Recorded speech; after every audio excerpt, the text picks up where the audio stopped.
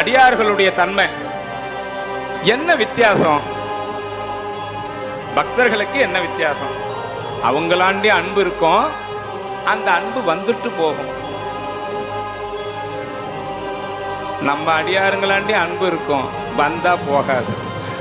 என்ன இதுல ஒண்ணு, நாமெல்லாம் மாமணி ருத்ராட்சம் கட்டுவோம், திருநீரு திருவுண்டரமா தரிப்போம், சிவாயனம் என்ற அட்சரத்தை சொல்லி எழுந்துப்போம், சொல்லி படுப்போம். நமக்கு உண்டான அடையாளம். அவங்க அன்பு பக்தி சிரத்தை எல்லாம் இருக்கும்.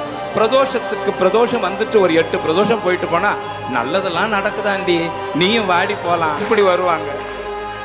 நாம என்ன பண்ணட்டும்? அது அவங்க, அது பக்தர்கள். சிவன் கோயிலுக்கு வந்தியா, இன்னிலிருந்து உனக்கு கஷ்டம்தான், பரவாயில்ல நான் வரேன். இது நம்ம, புரியுது இல்லையா? இன்னும் நிறைய சொல்லலாம், எல்லாம் உங்க சப்ஜெக்ட் வந்தோம். நாம எது நடந்தாலும் சிவத்தை விட மாட்டோம், எதுவும் நடக்கலன்னா அவங்க சிவத்தை பிடிக்க மாட்டாங்க. ஆகையினால இந்த பிறவியை அறுக்கக்கூடிய தெய்வம் சிவம் மட்டும்தான்.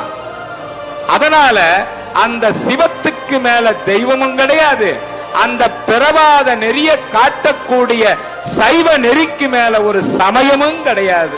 இதுல என்ன ஐயப்பாடு?